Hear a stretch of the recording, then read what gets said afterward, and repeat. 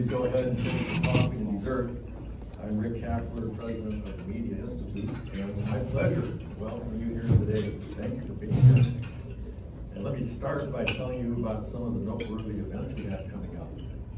Our next luncheon will be on Wednesday, July 10th, and our speaker will be Shirley Bloomfield, CEO of NTC, the Rural Broadband Association, which represents more than 850 independent and community-based telecom companies serving rural areas and small towns across the United States. Shirley will share her thoughts on the Universal Service Fund, other issues of concern to rural telecom companies. And we'll take our usual summer break in August and then return for our final luncheons of the year in September and November. We'll be announcing those speakers before long. And speaking of upcoming events, I'd like you to save the date for our Free Speech America Gala. That's getting to be that time. This year's event will take place on Tuesday, October 29th at the Ritz-Carlton Hotel in the West End. We'll be announcing our awardees and featured speakers soon, but I want to make sure you're aware of the date. Tuesday, October 29th at the Ritz-Carlton. We hope to see many of you there. Those of you who were with us last month heard a very interesting presentation by our own Stuart Brotman that was tied to our ambitious research and education effort called the Madison Project, Free Speech, Free Press, American Democracy. We have our Madison Project Steering Committee members, Mike O'Reilly, Kathy Kirby, and Will Johnson back with us today, joined by their fellow committee member, Pat Butler. It's great to have all of you here today. And of course, I'd like to recognize our charter financial underwriters, Verizon, LG Electronics, represented by John Taylor, who's also here today, and Wiley Ryan. We really do want to have more sponsors, however, so please see me if you'd like information about how you can be a part of this important project. And finally, I just have to take a minute and recognize a very special guest who's joining us today, a longtime friend and supporter of the Media Institute, who retired from NCTA and is now known simply as a Florida man, Rob Stoddard. Rob,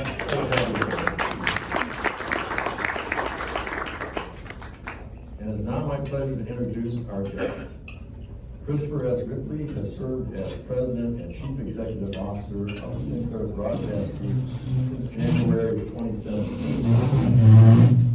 From April of 2014 to January 2017, he served as Chief Financial Officer. Prior to Sinclair, Chris was a Managing Director at UBS Investment Bank's Global Media Group and served as head of the Los Angeles office, where he managed, advised, and structured various financings and merger and acquisition transactions in the broadcast and entertainment sectors. Prior to UBS, Chris was a principal in Prime Ventures and an analyst at Donaldson, Lufkin, and Jenrette. He currently serves as an investor director of Diamond Sports Group, an independently managed and unconsolidated subsidiary of Sinclair. Chris graduated from the Richard Ivey School of Business at the University of Western Ontario with a Bachelor of Arts in Honors Business Administration. Television broadcasters are certainly facing challenges from every direction lately, and I know a great deal has changed for the industry and for Sinclair since Chris last joined us in June of 2017. So I'm sure Chris will have a lot to share with us today. Ladies and gentlemen, please join me in welcoming our distinguished guest, Mr. Chris Ripley.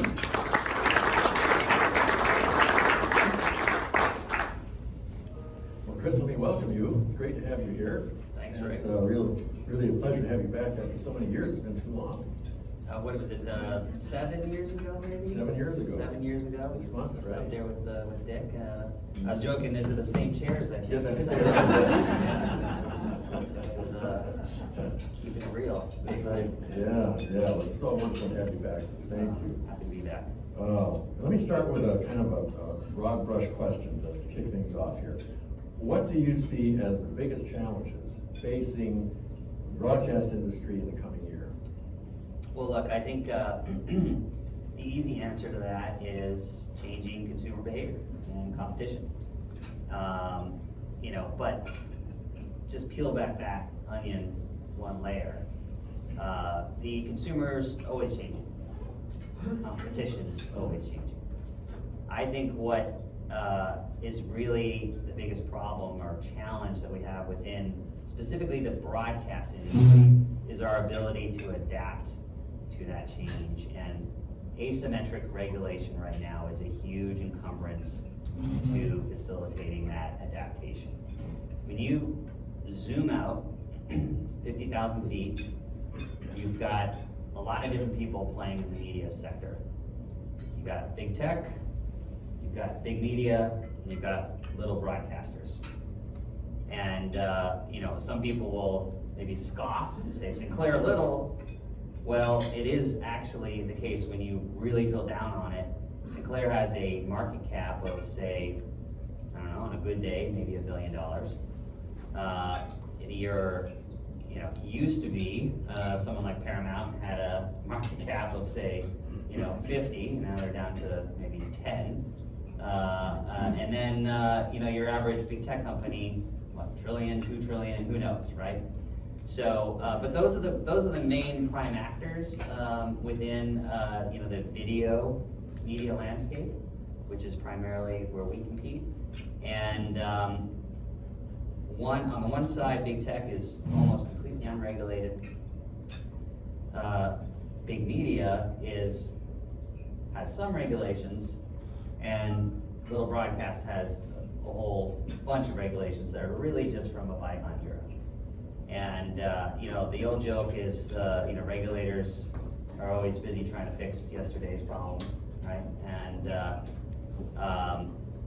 And unfortunately for our industry, we can't seem to get out from underneath some of these old regulations, because the media industry, very much like other industries, has economies of scale, but in a much more dramatic fashion than the average widget maker, for instance, because the marginal cost of consumption in media is, for most companies, is 0 or near 0. When you have a situation like that, economies of scale have a very significant impact. So if you're a much larger company servicing a much larger audience, or in the case of big tech, a global audience, your economies of scale are going to be significantly greater. And that's why you're seeing what's happening in the big media space. That's why you're seeing what's happening with Paramount. That's why you're seeing what's happening with Warner Brothers Discovery. They're all running around with their hair on fire, trying to figure out how they can get bigger, right? And we're all just a fraction of their size. So that's what's going on in the marketplace, and a lot of it is the structure of the industry has been framed by the regulations in which the industry exists. And there really isn't any reason for that to be, besides that that's the way it always was. Good. I'd like to talk more about that consolidation idea a little bit later, but I'd like to focus for a moment on competition and what you're dealing with in terms of competition from other players. And we reached the tipping point where the majority of the viewers are getting their content from streaming services. And it's a trend that is just accelerating. And how are local broadcasters competing with that? So yeah, there's competition everywhere, but the key pillars for broadcast, I believe, now and going forward, are local, servicing local communities, not just news, but news information, and not just newscasts, but we rebranded our newsrooms as content centers, local content centers. So that is it's a key pillar. It is an area that is not being serviced by big media or big tech. It's sort of an antithesis to scaling up, right? Because you've got to service a smaller geography. And in many ways, the local television broadcasters are the last man standing when it comes to local news. I mean, you could argue that the newspapers are still in the game. Many of them are, really hobbling along if they are still in the game. And certainly you're not, social media, certain other big tech offerings are somewhat of a substitute for local news. We know that younger generations use them to scratch that itch, but it's really not a great substitute. They're just using it because it's there, because it's easy, it's convenient. The strength of broadcasters going forward, today and going forward, revolves around local, local content, specifically anchored by local news, and also big events.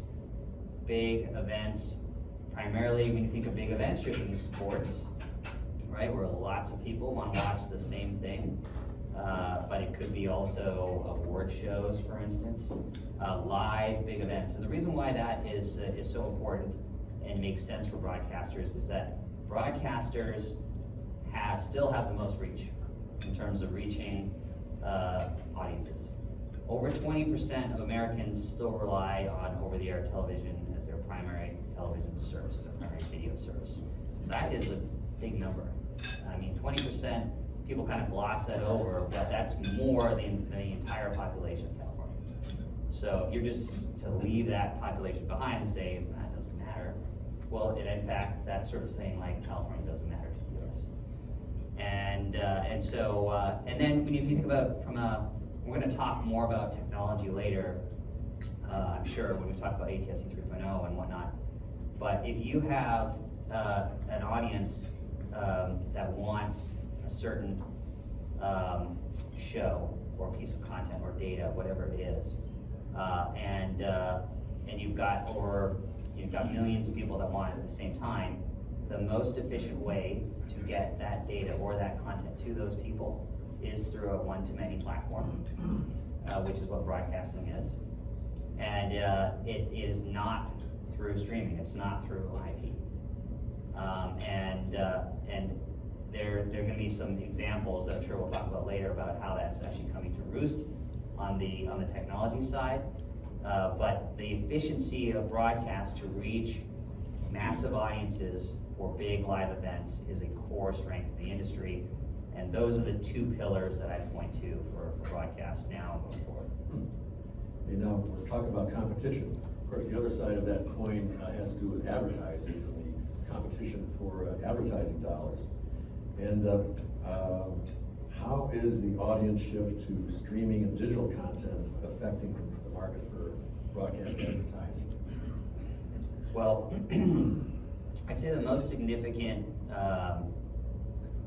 events that have happened recently have been the addition of advertising into the connected TV universe. So think of Disney Plus adding ads, Netflix adding ads, something they said they would never do.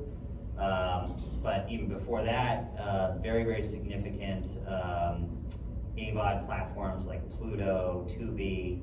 One of the fastest areas of consumption in the video ecosystem is ad-supported streaming television, oftentimes linear, not on demand.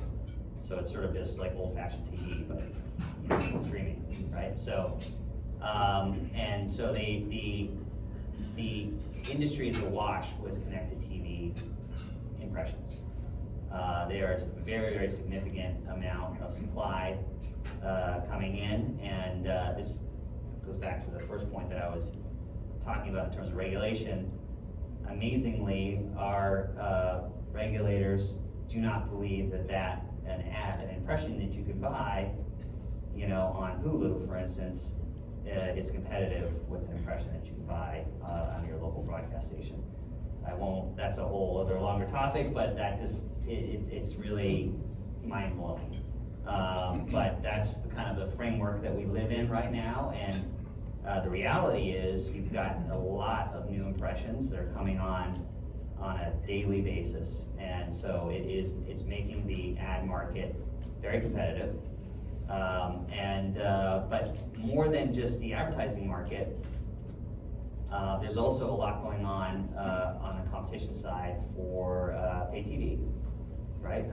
We've got these things called virtual MVPDs, which I'm sure you've all heard about. I'm sure many of you in this room probably, if you don't have pay TV or a traditional pay TV, you probably have something like YouTube TV or Hulu Live, right? I see a lot of younger people nodding, but YouTube TV is quickly becoming one of the largest MVPD providers in the country, and very well may end up being the largest in the not too distant future.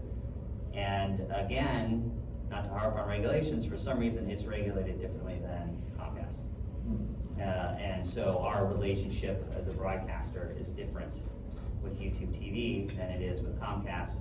There is no difference between YouTube TV and Comcast. It's a distinction without a difference. And it's sort of another example of changing landscape, old rules not updated for today's reality. So, and that difference is also going to make it challenging for broadcasters as they move forward. And I think, look, I'm hopeful that something will change there, because it just on its face doesn't make any sense that that YouTube TV should be treated differently than Comcast. What about competition from some of the other companies we would consider typically big tech companies? There's one that comes to mind particularly. I don't have to mention the name, but what about the impact of big tech? Well, that's certainly real. It's going back to what I said before in terms of the video ad marketplace. I remember, I think it was must have been 4 years ago. I actually participated in a panel at the DOJ about the video ad marketplace, and the main argument was that a spot on broadcast was the same as a spot on a cable channel, was the same as a spot on maybe YouTube. But at the time, you didn't have ads on Disney Plus, you didn't have ads on Paramount Plus, you didn't have ads on Netflix. You really, at the time, Pluto was like a nothing burger. And so flash forward to today, as I mentioned before, all of those supplies of impressions have grown dramatically, right? And so they really are substitutes for what we do, and the competition is real, and it's significant. I'd like to ask you about targeted advertising and the threats from that. Can local broadcasters remain an effective option for advertisers in this age when so many advertisers want to target their messages to particular audiences? So targeting is an interesting thing. It's I don't know if you guys will remember the when AT&T bought I think it was Time Warner, and one of the thesis was convert most of the impressions from non-targeted to targeted, and targeted was worth 3 times what a non-targeted ad was. Well, news update to today, pretty much the same. The thesis didn't hold up because the amount of supply on the targeted side is shot through the roof. So an impression is an impression. The market's moved to that, right? Advertisers are looking for impressions. There's lots of supply of impressions, and there's lots of ways to target those impressions. So I'm not so concerned about whether broadcasters can take their linear inventory and target it. We will be able to do that as we transition to ATSC 3.0 in a much more effective way, which will open up new avenues. But my concern over being able to target on linear is really, I don't have much concern there. I think there is always going to be a place for advertisers who want to buy larger audiences in a linear fashion, and then there's going to be a place for certain advertisers that will want to buy smaller targeted audiences. So it's just a sort of a cost-benefit analysis there. Yeah, let's get back to the regulatory landscape.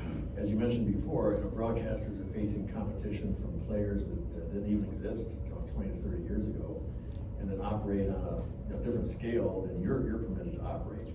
But if local broadcasters are going to stay competitive, it seems like the business model needs to move toward more consolidation and scale. But is that even possible given the current regulatory limitations? Yeah, so I don't want to sound like a broken record, but it's not possible today. It's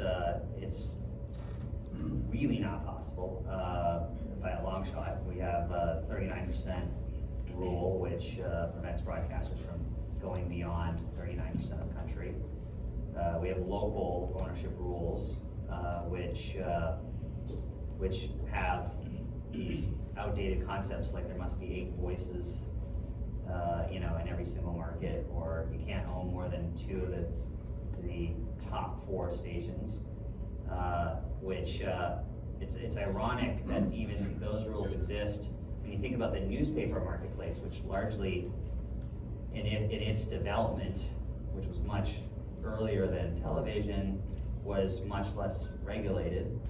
And the newspaper marketplace decades and decades ago kind of landed in a place where you had 1 or 2 strong players per market.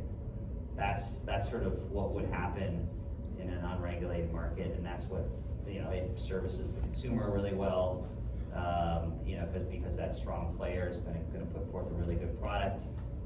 And then when you look at television, you've got you still have you know, these rules that say there needs to be 4 or more independent, you know, newsrooms or content centers, and I just don't think that's economically viable going forward, and nor is it even needed from a society perspective when you look at the newspaper comparison. You know, as one of the last bastions of local journalism, my thought process is, how do we make sure that we've got 1 or 2 strong players that are actually servicing the community, doing the investigative journalism, right? Actually investing the dollars that aren't being invested by these other players anymore. Well, you need to allow consolidation to have better resourced, more economically viable players to exist in these players. If you make them exist in a very siloed or very fragmented way, then you know, that's not going to be sustainable. Mm-hmm. You mentioned the 39% limit on audience reach. Would it help if that cap were eliminated or even raised? Look, every little bit helps, right? It's my contention that there really should be no regulations at this point in broadcast. The FCC's mandate was to deregulate over time as the market changed, and I don't see how anyone can sit here with a straight face and say that any of these rules make any sense. So the 39% rule would help because it would allow broadcasters, maybe even some of my, you know, network partners, scale up to be nationwide, and you know, that will help economies of scale, like I mentioned earlier, on the media side. It will also help the wireless distribution side, like I mentioned, ATSC 3.0, right? We have people here from Verizon. I mean, there are no wireless companies anymore that only exist in certain regions, right? They have nationwide footprints. And if you're going to compete effectively, or, you know, in our case, complement, you know, the existing wireless industries effectively, you need to have a nationwide footprint. And so having an artificial limit on our national reach really doesn't make any sense. What do you see as the future of the industry relative to the regulatory climate these days in Washington? Thinking back to the standard Tegna deal that was blocked, you know, the mood at FCC, DOJ, FTC. Yeah, well, you know, that was, I think, very unfortunate for the industry that transaction. Like, I had no skin in the game there, but it really chilled the industry.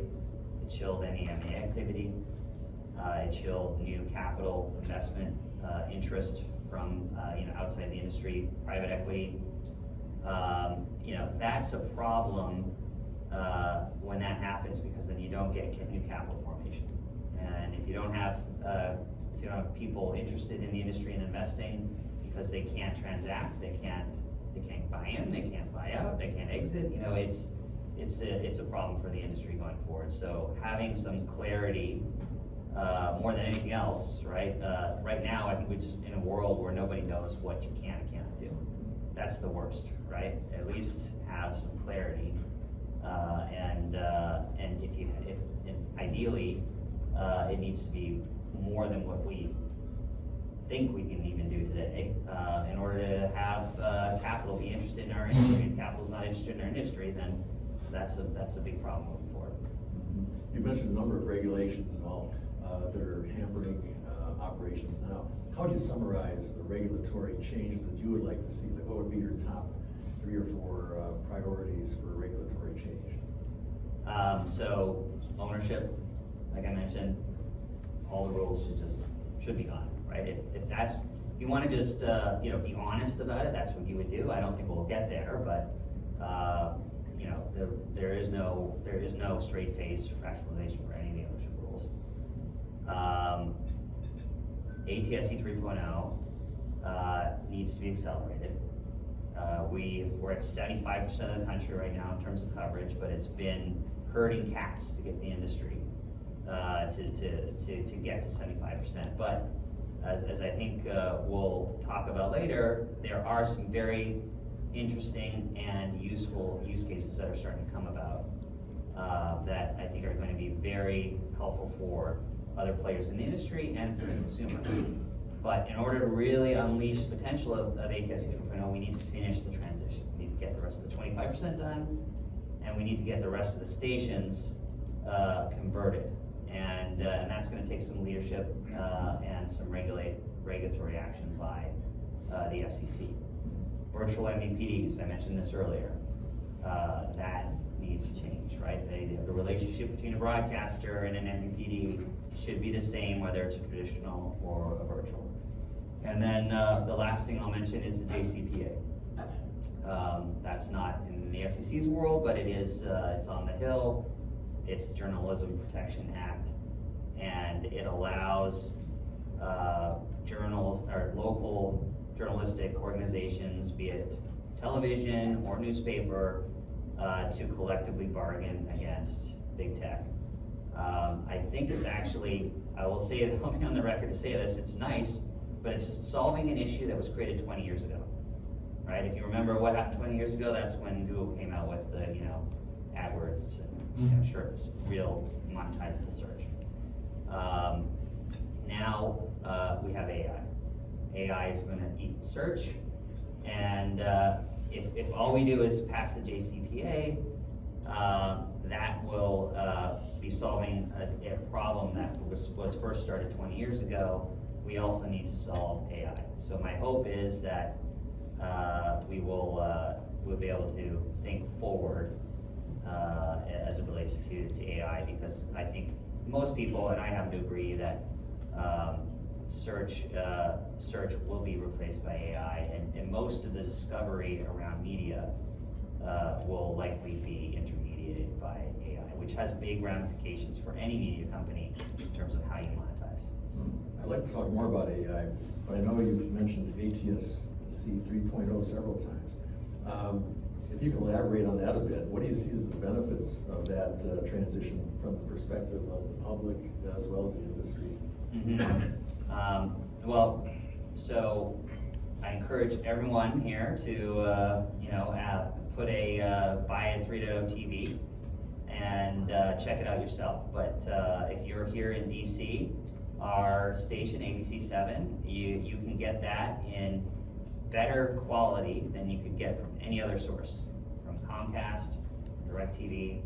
It's got it's in full HD. It's with HDR, which is high dynamic range, so it's going to have the best picture possibly available to you from any source. It's going to have an interactive app that you can, so it's sort of like a internet type experience, and it's just an overall a better consumer experience. But beyond broadcast, what we just announced back at NAB that just passed here in April is the launch of our data casting platform called Broadspan. And the use cases that we're focused on that I think will be vitally important for the industry, because the industry needs more revenue streams, right? The spectrum that the industry has can be put to higher and better uses than just distributing video. We'll always do video and we'll do local news, but there's much more that can be done, and ATSC 3.0 unlocks those capabilities. So just very quickly, some of the things that we're that we demonstrated at NAB and we have real traction on. It includes CDN offload. Right, we announced our first commercial partner, Edgio, which is a CDN operator, and we're gonna help them distribute high-end, say 4K football that they're a CDN player for to people's homes for over-the-top players. It is, as good as the wireless, or sort of the wired infrastructure is within the US, if you want to distribute high-end sports, 4K sports to millions of people at a time, you're gonna have a problem. Okay, this is a solution to the problem, and it's a solution to the problem at a much lower cost. So that's CDN offload. The other thing we demonstrated is the software updates to cars. So the average car now consumes 40 gigabits per month of data through software updates. And that gets pretty expensive when you're updating these fleets of cars. Distributing those software updates over the air through broadcast is a far more efficient way to do it, and doesn't require any Wi-Fi access, and I think it's a great use case. The auto manufacturers also are very interested in high fidelity audio, so they invest all this money putting great stereo systems in your cars, and then what do? You play some FLAC file from Spotify, and you think it sounds great, but you have no idea how much better it could be sounding, right? So high fidelity audio is something they're interested in. And then the other use case that we're very close to commercially deploying is enhanced GPS. The auto manufacturers are interested in that, but also this has ramifications for drones, increasing drone delivery, but also a lot of utilities and people that really need to know, like say where your pipe is in the ground. Average GPS could be off by 1 meter up to 10 meters. But it's an enhancement layer that we'll put over the air in each geography, we can make that 3 centimeters. And that's it's much more cost effective than satellite-based or even cellular-based solutions for enhanced GPS. But those are just 3 of the near-term use cases that we're now rolling out because we've reached critical mass in terms of how much we cover of the industry. There's going to be many more use cases after that, and I think that is a key component of keeping the broadcast industry strong, keeping the investment in local journalism strong. You've got to have other revenue sources running through these companies, and ATSC 3.0 is the best avenue for that. Yeah, it sounds like from what you said earlier too, thinking about the decline of local media and news as a newspaper industry, it's going to hit so hard. I think you've touched on this to a certain extent, but there's some estimates that more than 40,000 newspaper staff have been cut, and I think you've mentioned some of the ways that broadcasters can help to provide quality local journalism.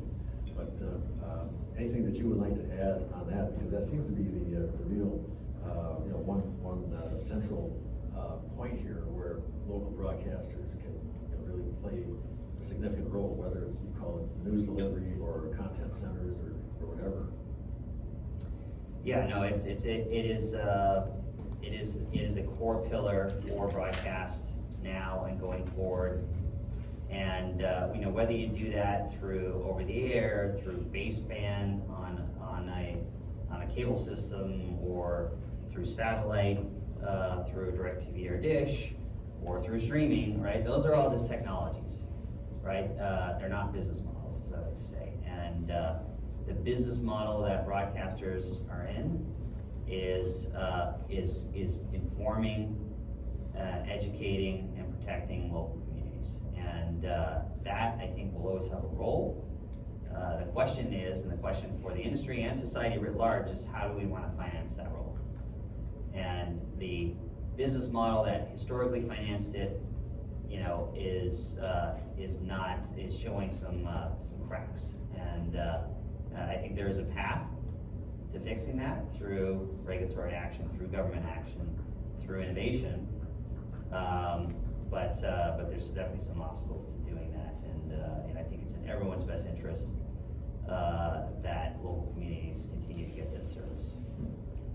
A minute ago, you mentioned the current buzzword, artificial intelligence. Mm-hmm. And I'd just like to ask you, how is Sinclair using artificial intelligence already? And how do you see using it in the future?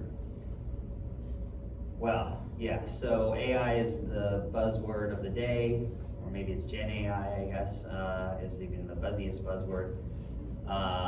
Yeah, but I do think the hype around Gen AI is quite large, as we all know, and probably overblown when it comes to many industries. But I don't think it's overblown when it comes to media. When you think about media, well, first just to zoom back for a second, though, what I find so interesting about AI is that when people first started working on AI, they thought, that AI would, replace some of the menial jobs, like the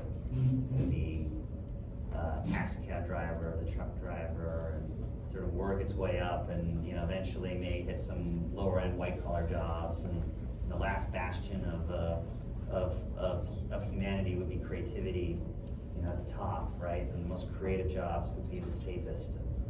And then when Gen AI came out, it was like the exact opposite. What is it good at? It's really good at creating stuff. It's good at writing code, very high end, and you know what? It's not so good at driving cars. So it's found the exact opposite is true of what everyone believed would happen with automation or AI or whatever you wanted to call it. And so as it turns out, when you really break down creativity and the creation of media, it's actually quite formulaic. And those who are in the business know this. They know movies follow a certain arc, right? Most of the creative media that is created on a daily basis is pretty formulaic, whether the people that are creating it know it or not. And I do think they'll always, I don't think AI will be able to create sort of a Newtonian moment of like creating, a whole new world, thinking about physics or math or whatnot, the true spark of, creativity. But when it comes to everyday media, I don't see why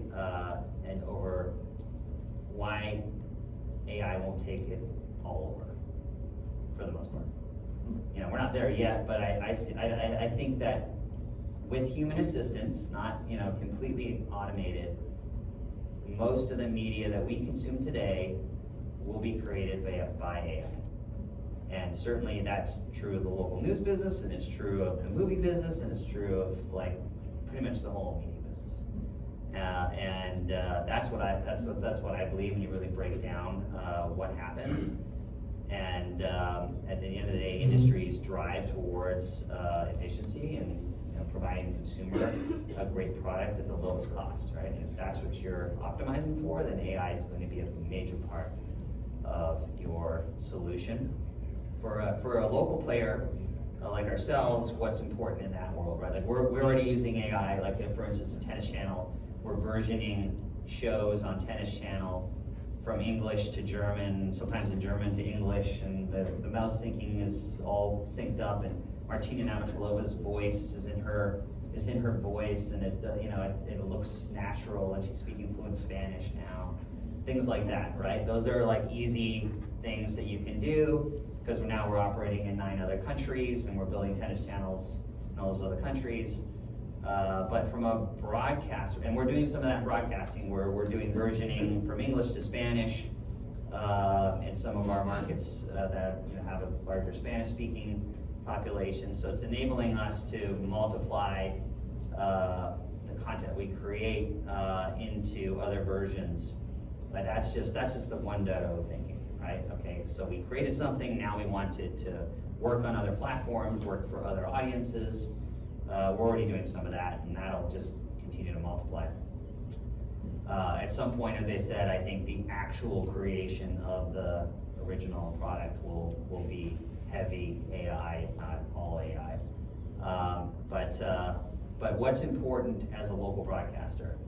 What's important? It's really what's important to any company in some regards, but it's your data, right? It's what are you putting into the AI? right? Because the AI is coming, right, and they're developing very quickly, so, and we won't be the ones creating it, it'll be other companies, right? So the tools will be available to everyone. But what will be unique is, what do we know about the local community that the AI can't know itself, right? What information gathering are we doing? You know, what nuances do we know about this local community? You know, you can think of that as our data set.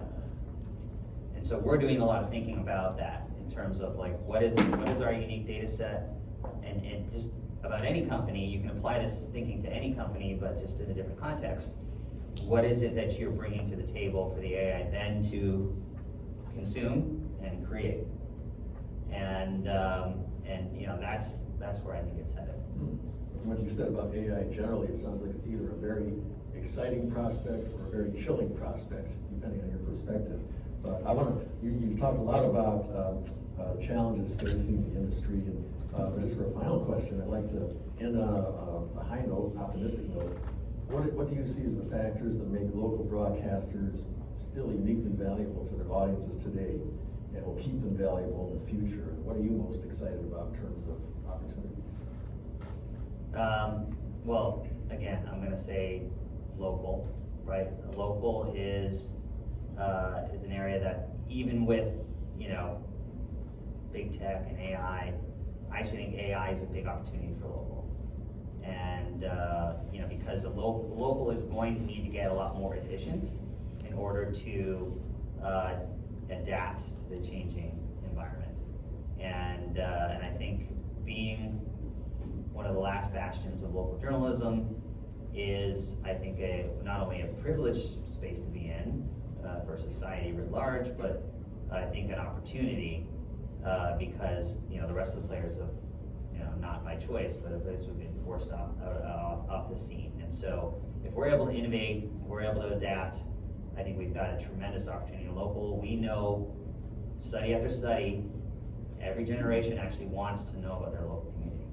They just don't necessarily want to tune into a 6 p.m. newscast, right? So it's up to us to adapt to other platforms and other means of reaching these people in where they want to be reached, in the format that they want to be reached, and you know, I think we can navigate that, hopefully with a little help from our government. But if we can, that I think is going to be a tremendous opportunity. 97 of the top rated, out of the 97 of the top 100 shows on television last year were on broadcast. So I go back to that reach point. We